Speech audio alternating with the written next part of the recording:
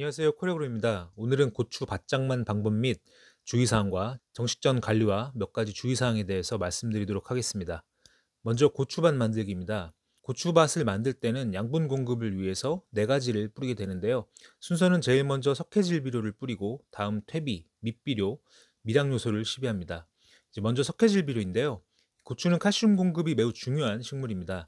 토양산도가 낮다면 생육 중 칼슘을 넣어줘도 제대로 흡수가 안 되는데요. 이 토양산도가 낮은 경우에는 석회질 비료를 반드시 넣어주시는 게 중요한데, 이 토양산도가 낮으면 양분 흡수가 제대로 되지 않고 탄저병 등 이 곰팡이성 병 발생이 증가하기 때문에 석회는 반드시 넣어주시는 게 좋습니다. 이 토양 분석을 하면 소석회와 석회고토 시비량이 나오는데요. 이를 바탕으로 시비하시면 됩니다. 이 석회는 최대한 일찍 뿌리면 일찍 뿌릴수록 좋은데, 이 지난 겨울 땅이 얼기 전 시비하시는 게 가장 좋고요. 하지만 지금 3월 중순까지 아직 석회를 안 뿌리셨다면 이 토양산도 개량 속도가 빠른 이 소석회를 사용하시는 게 조금 더 유리하고요. 그리고 석회는 토양 분석 후 처방된 이 시비량을 넣어주시는 게 중요한데, 이제 만약 지난 2, 3년간 석회를 한 번도 넣지 않으셨고 또 토양 분석을 하지 않으셨다면 지금 석회를 내 토양에 얼마나 뿌려야 되는지 모르시잖아요. 그래서 300평당 100에서 200kg 정도를 어림잡아 넣어줍니다. 이 석회 시비에 대해서 말씀드렸는데요. 문제는 지금 석회를 뿌리신다면 제일 늦게 심는 일반 노지고추라도 시간이 그렇게 많이 있지는 않은데요. 바로 퇴비를 뿌려야 되기 때문입니다. 이 교육 자료마다 조금씩 차이가 나지만 이 석회는 아무리 늦어도 정식 4주 전에 시비를 완료하는 걸 권장을 드리는데요. 앞서 말씀드린 대로 석회를 뿌리고 정식까지 시간이 별로 없다면 이 석회와 퇴비를 동시에 시비하면 되지 않나 이렇게 생각하실 수도 있는데요. 물론 이제 많은 농가분들이 그렇게 하고 계시고요. 하지만 이제 석회질 비료를 시비하고 2주 후에 퇴비를 넣는 걸 권장드리는데요. 바로 석회와 퇴비를 동시에 살포하면 이제 여러 가지 이유로 석회와 퇴비의 기능이 서로 반감되기 때문입니다. 이제 그럼 석회를 시비하고 2주 후에 퇴비를 뿌리면 이 지역에 따라서 정식일까지 너무 가까울 수도 있는데요. 물론 이때 완숙된 퇴비를 넣는 건 상관이 없습니다. 하지만 농가분들이 사용하시는 많은 퇴비는 이 미부숙에 의한 문제를 일으키는데요. 이 미부숙된 퇴비를 늦게 뿌리면 당연히 가스 피해, 각종 병해충 발생이 더욱 증가하게 됩니다. 이 유박도 마찬가지로 미부숙 유기물이기 때문에 정식까지 충분한 시간을 갖고 살포하셔야 합니다. 이 토양에 석회를 뿌리고 정식까지 시간이 별로 없는 경우 억지로 미부숙 퇴비를 늦게 시비하시기보다는 이 퇴비를 안전하고 효과적으로 대체할 수 있는 이 더블인 사용을 권장을 드립니다. 이 사용량이 적어서 사용하기도 편하고요. 이 미부숙 퇴비를 사용하지 않기 때문에 가스 피해가 없고 잡초, 각종 병해충 발생 감소에도 상당히 도움이 됩니다. 그리고 이제 해조류로 만들어졌기 때문에 이 뿌리 발달이나 생육 향상에도 매우 효과적입니다. 다음은 밑비료 시비인데요. 이 비료는 고추의 주식, 즉 밥으로 제대로 시비하는 게 매우 중요합니다. 대부분 복합 비료를 넣으시고 계시죠. 이제 먼저 퇴비와 같이 넣지 않는 게 좋은데요. 이 로터리를 한 번에 하기 위해서 퇴비와 복합 비료를 같이 넣는 경우도 상당히 많습니다. 하지만 퇴비와 복합 비료를 함께 넣게 되면 이 퇴비 속 미생물에 의해 비료에 함유된 질소 성분이 쉽게 휘발되어서 이제 가스 피해가 더욱 커질 수도 있고요. 비료 성분도 손실이 많이 되기 때문에 이 비료 효과가 감소될 수밖에 없습니다. 이 다음은 복합 비료를 너무 일찍 뿌리지 않는 것인데요. 이 대부분의 일반 화학 비료에 함유된 질소는 이 비분이 토양 속에서 20일에서 30일 정도 지속됩니다. 상황에 따라서는 20일도 못 가는 경우도 많고요.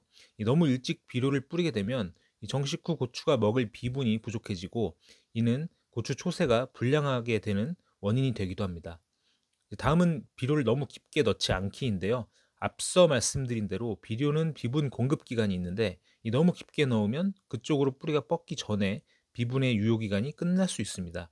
이와 관련된 내용으로 이 복합 비료를 전층 시비하시고 깊게 로터리하면 뿌리가 뻗기 전 못 먹기도 하지만 이 고랑에 들어간 비료도 먹지 못할 가능성이 매우 크죠.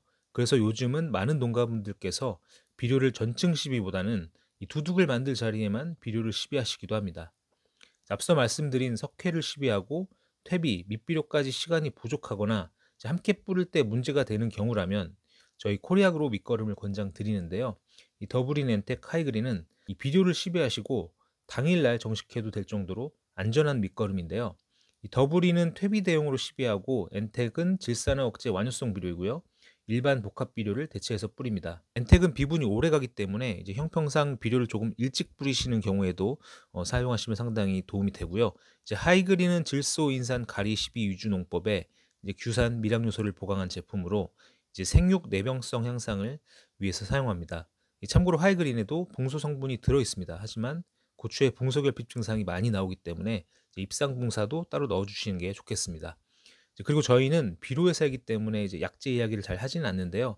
하지만 최근 우리나라는 아열대 기후화로 인해서 이제 지난 몇 년간 고추가 시들어 죽는 증상이 굉장히 증가하고 있습니다. 물론 세균성병인 청국병은 이제 해결 방법이 딱히 없지만 이 곰팡이에 의한 시드름병, 흰비단병은 이와 관련된 약재를 이제 토양에 살포해 주시는 게 그래도 좋을 거라고 생각이 들고요. 이제 토양 살충제만 하지 마시고 살균제도 시비하시는 걸 권장드립니다. 다음은 정식 전 몇 가지 관리 및 주의사항에 대해서 말씀드리겠습니다. 이제 먼저 정식 전 지온을 확인해야 합니다. 이제 아무리 밑거름을 잘해도 이 모종 상태가 좋아도 이 지온이 낮은데 정식을 하면 초반 성장세가 좋을 수가 없습니다. 이 뿌리를 잘 내리지 못하기 때문인데요. 특히 지난 몇 년간 평년보다 기온이 높아서 이제 많은 농가분들이 고추를 평년보다 일찍 심고 계십니다. 이제 물론 기온도 중요하겠지만 이 기온보다는 지온이 확보된 이후에 정식하는 게 굉장히 중요한데요. 이 그림을 보시면 아시겠지만 이 15도 이하로는 뿌리가 잘 성장하지 못하고 15도에서 20도 사이가 굉장히 뿌리가 좋은 걸 볼 수가 있습니다. 특히 비닐 멀칭을 하고 바로 정식하시거나 이제 구멍이 뚫린 비닐로 멀칭할 경우에는 지온이 확보가 되지 않기 때문에 적당한 토양 수분이 있는 상태에서 없으면 이제 물 공급하시고요. 이제 비닐을 멀칭해서 며칠 동안 태양광으로 이 지온을 올려주시는 작업을 하시는 게 좋습니다. 그리고 모종 경화도 굉장히 중요한데요. 앞서 말씀드린 대로 우리나라 고추 정식 시기에는 예전보다 이제 기온이 꽤 많이 올라갔습니다. 그래도 최저 기온과는 차이가 많이 나기 때문에 이 냉해, 좋은 피해를 많이 받을 수밖에 없는 환경인데요.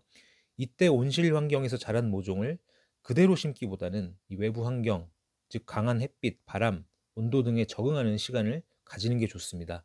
이 모종 경화를 거치면 햇빛에 의해 잎이 타는 현상, 밤낮 온도 차이에 의한 냉해 발생, 그리고 저온 피해, 초기 가뭄, 바람 등에 의한 문제를 이제 어느 정도는 예방할 수가 있고요. 뿌리 활착도 훨씬 유리합니다.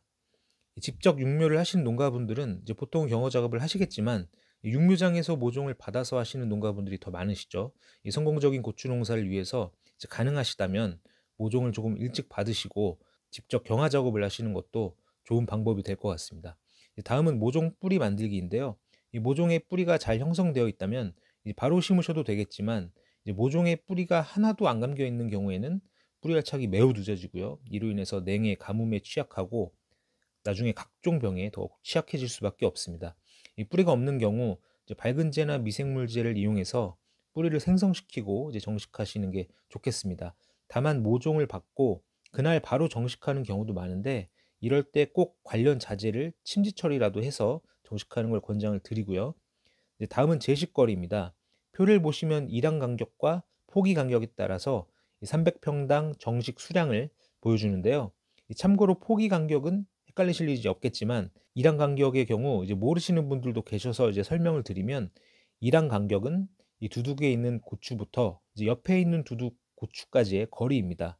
그림을 보시고 이해하시면 될 것 같고요. 다시 표를 보시면 제식거리는 농가분들 개인마다 특히 재배 기간에 따라서 이제 정하실 텐데요. 그리고 최근에 많은 농가분들이 고추를 후기까지 많이 따기 위해서 일항 간격을 뭐 150, 180까지 하시는 경우도 많이 있습니다.